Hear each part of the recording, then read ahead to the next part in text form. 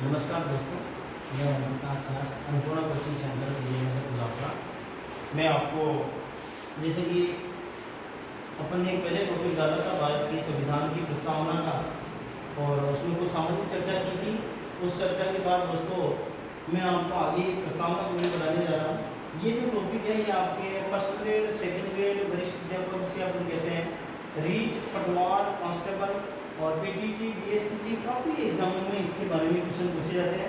और जैसे आपको पता है कि भारतीय संविधान के जो मुख्य बातें हैं वो बातें सभी आपकी प्रस्तावना में लिखी हुई है। एक तरह से अपन कह सकते हैं कि संविधान का उद्देश्य क्या है। उद्देश्य अगर अपने को संविधान का जानना है तो अपने को सबसे पहले किसका अध्ययन करना पड़ेगा? प्रस्तावना का अध्ययन करना पड़ेगा। और प्रस्तावना का अध्ययन अगर हम करते हैं तो इससे दो फायदे हैं। एक तो अपन अपने देश के संविधान को जान पाएंगे, और एक अपन अपने जो एग्जाम को कैसे क्लियर कर पाए, अपने जो कंपटीशन का जो एग्जाम दे रहे हैं उससे भी अपने को फायदा, दो तरह के फायदे हैं। जैसे कि मैंने यहाँ पर यह एक लाइन लिखी है, हम भारत के लोग भारत को एक संपूर्ण प्रभुत्व संपन्न। मैं पहले पूरी प्रस्तावना लिख देता हूँ, फिर उसके बाद आपको क्लियर कर दूंगा, पूरी प्रस्तावना समझा दूंगा, याद करवा दूंगा। भारत को एक संपूर्ण प्रभुत्व संपन्न समाजवादी पंथ निरपेक्ष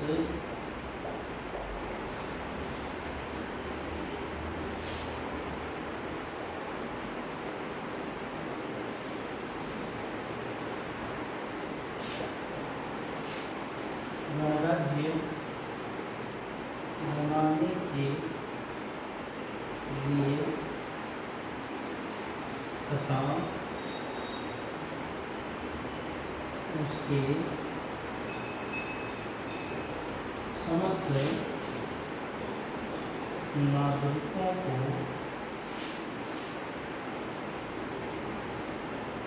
सामाजिक, आर्थिक और राजनीतिक न्याय, विचार, अभिव्यक्ति,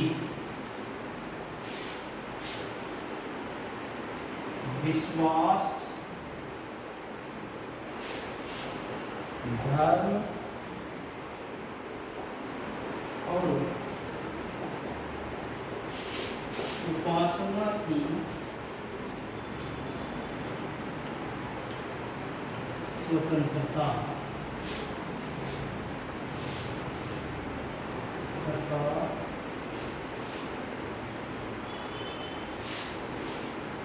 अवसर व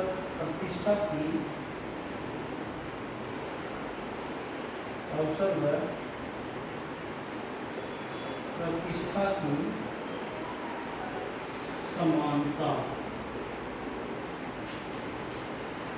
प्राप्त कराने के लिए एवं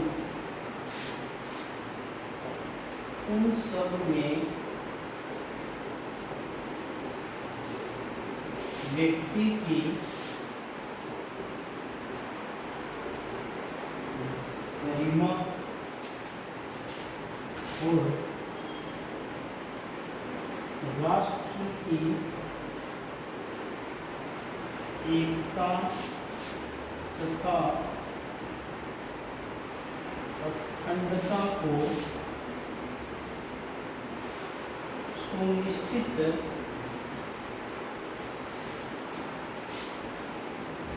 ऊपर लिख रहा हूँ दोस्तों, करने वाली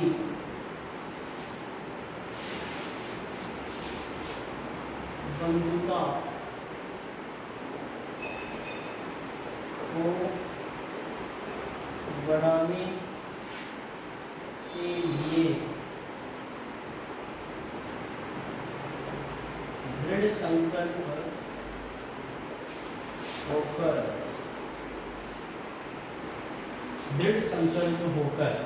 देखो दोस्तों, एक बार मैं इसका रिव्यू कर देता हूँ आपके सामने।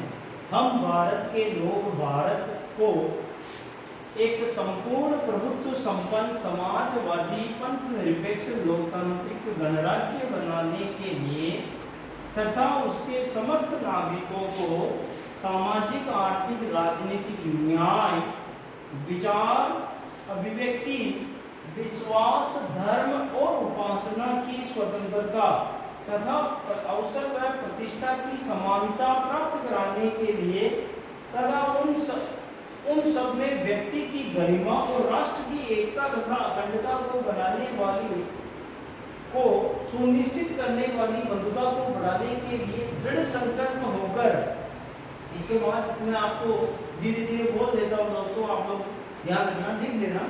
इसके बाद है दृढ़ संकल्प होकर अपनी इस संविधान सभा में दिनांक 26 नवंबर 1949 मिति मार्गशीर्ष शुक्ल सप्तमी विक्रम संवत 2006 एतद द्वारा इस संविधान को अंगीकृत अधिनियमित और आत्मार्पित करते हैं। ये अपनी दोस्तों क्या है, प्रस्तावना। अब इससे क्वेश्चन क्या बनते हैं, सबसे पहले ये चीज आपको ध्यान में रखनी। पहली चीज तो ध्यान में रखनी दोस्तों, प्रस्तावना है क्या। तो प्रस्तावना संविधान का आधारभूत भाग है।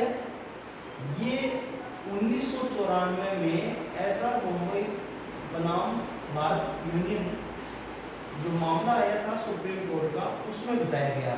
इसके बाद दोस्तों ध्यान रखना, 1960 के निर्वाचन में प्रस्तावना को संविधान का अंग नहीं माना, लेकिन 24 अप्रैल 1973 को जो ऐतिहासिक सुप्रीम कोर्ट का फैसला आया था, उस वाद का नाम है केशवानंद भारती बनाम केरल राज्यवाद। ध्यान रखना, पहली बार केशवानंद भारती बनाम केरल राज्यवाद में 24 अप्रैल 1973 को जो फैसला आया था, 13 न्यायाधीशों की जो उसमें संवैधानिक एक पीठ थी, उस पीठ का जो फैसला आया था, उसमें प्रस्तावना को संविधान का अंग माना गया तथा प्रस्तावना में संसद संशोधन कर सकती है। अच्छा, एक चीज दोस्तों ध्यान रखना, यहाँ लिखा हुआ हम भारत के लोग।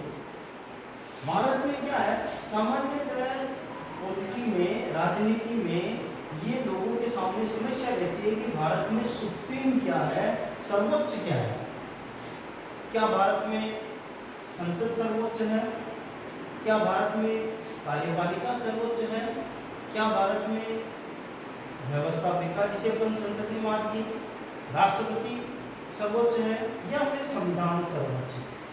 ये सारी बातें अधिकतर लोगों के लिए दिमाग में प्रश्न होता है और अधिकतर ये समस्या अपने सामने आती है। तो दोस्तों इसी समस्या का हल आपके सामने प्रस्तावना रख कर रही है, और ये हल है दोस्तों, क्या आप समझना कि हम भारत के लोग, इसका मतलब ये दर्शा रहा है भले ही भारत के संविधान को एक संवैधानिक पीठ या संविधान सभा ने इसे तैयार किया है, भले ही, लेकिन ध्यान रखना इस लाइन का तात्पर्य है कि भारत का संविधान भारतीयों द्वारा ही निर्मित है, अर्थात भारत में जनता सर्वोच्च है।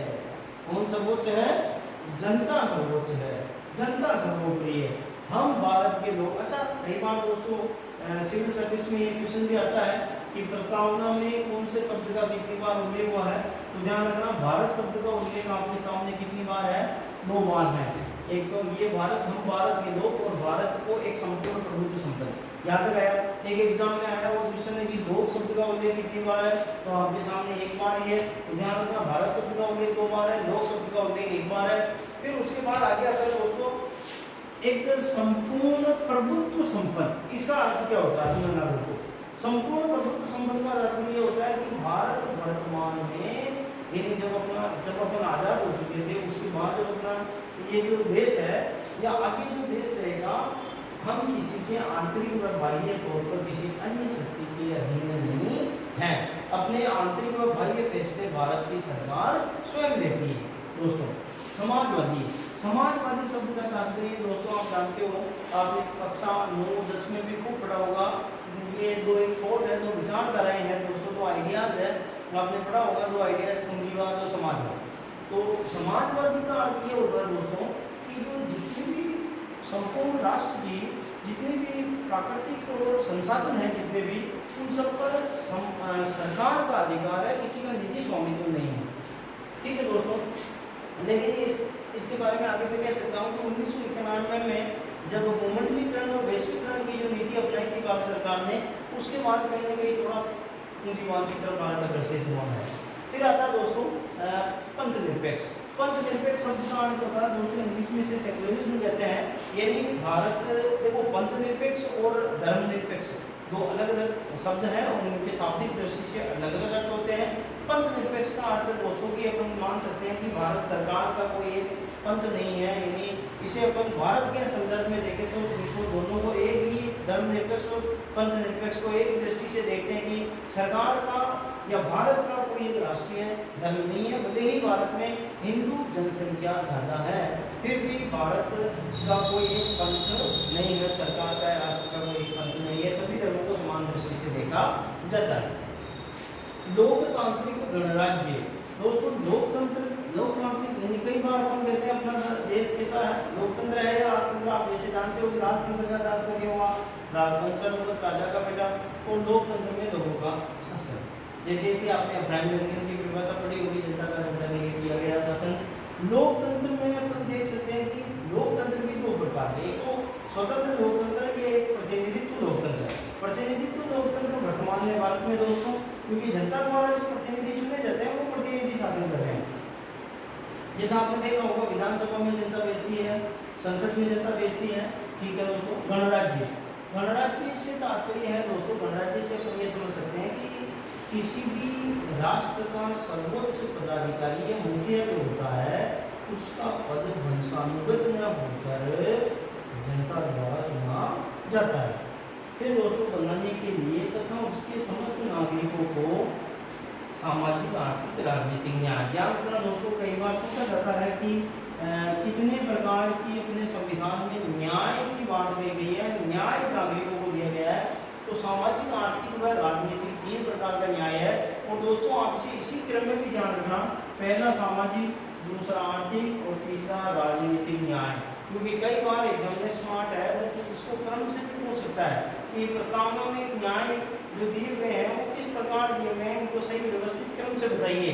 तो दोस्तों पूछ सकता है आर्थिक राजनीतिक सामाजिक या राजनीतिक आर्थिक सामाजिक या फिर सामाजिक आर्थिक राजनीतिक। को ध्यान रखना, सामाजिक आर्थिक व राजनीतिक न्याय 3 प्रकार का न्याय भी पूछ सकता है, कितने प्रकार के न्याय का हो।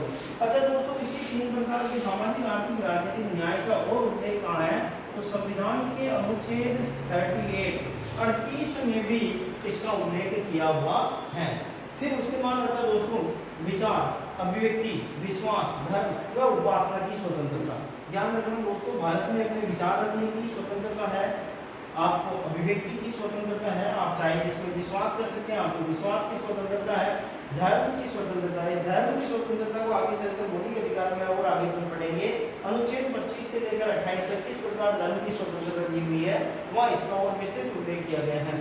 उपासना की स्वतंत्रता है, आप चाहे जिसकी उपासना कर सकते हैं। तो 5 प्रकार की स्वतंत्रता है। कई बार क्वेश्चन ये भी पूछा जाता है कि प्रस्तावना में कितने प्रकार की स्वतंत्रता का उल्लेख दे रखा है, तो 5 प्रकार की प्रस्तावना में स्वतंत्रता का क्या है दोस्तों, उल्लेख। फिर उसके बाद आता है दोस्तों अवसर व प्रतिष्ठा की समता।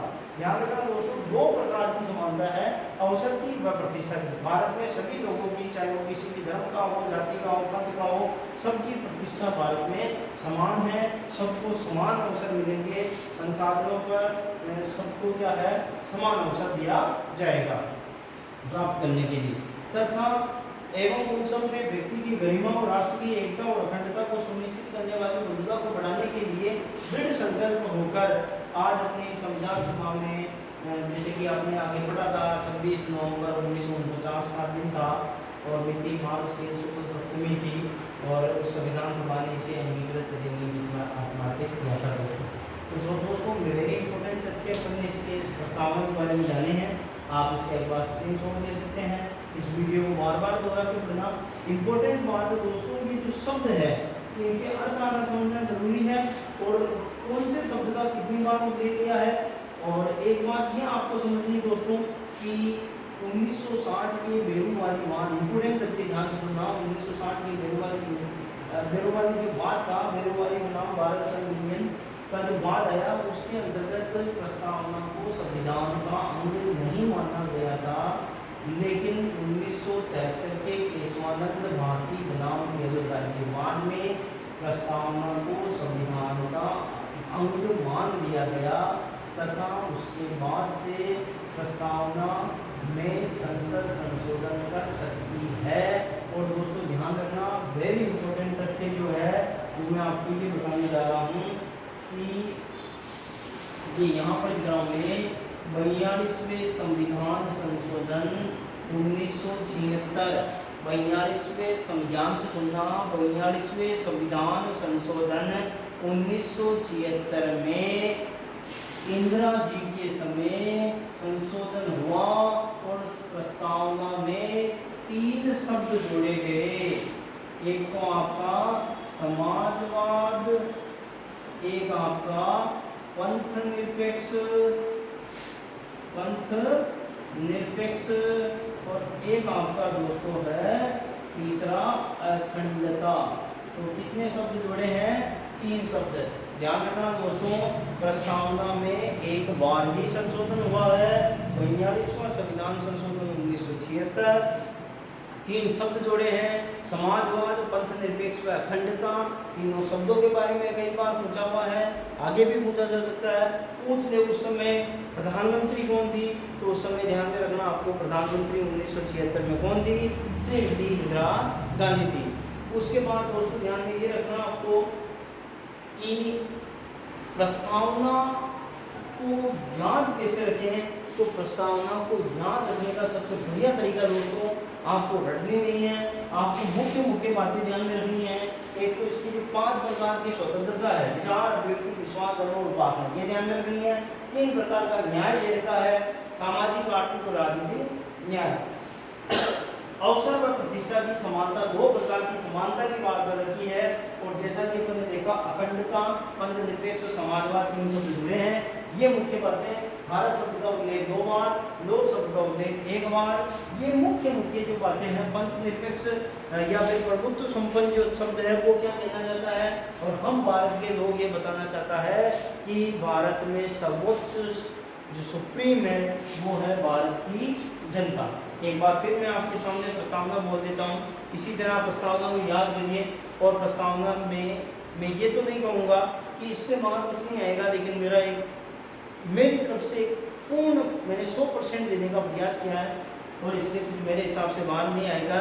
लेकिन फिर भी दोस्तों आप अपने स्तर पे और देखना, लेकिन ये मेरा एक छोटा सा प्रयास है। एक बार मैं फिर आपके सामने प्रस्तावना बोल देता हूँ, आप भी मेरे साथ साथ बोलिए। हम भारत के लोग भारत को एक संपूर्ण प्रभुत्व संपन्न समाजवादी पंथ निरपेक्ष लोकतंत्रात्मक गणराज्य बनाने के लिए तथा उसके समस्त नागरिकों को सामाजिक, आर्थिक, राजनीतिक न्याय, विचार, अभिव्यक्ति, विश्वास, धर्म, उपासना की स्वतंत्रता, अवसर व प्रतिष्ठा की समानता प्राप्त कराने के लिए तथा उन सब में व्यक्ति की गरिमा और राष्ट्र की एकता व अखंडता को सुनिश्चित करने वाली भूमिका को बढ़ाने के लिए दृढ़ संकल्प होकर आज अपनी संविधान सभा में 26 नवंबर 1949 मिति मार्गशीर्ष शुक्ल सप्तमी विक्रम संवत 2006 एतत् द्वारा इस संविधान को अधिनियमित, अंगीकृत व आत्मार्पित करते हैं।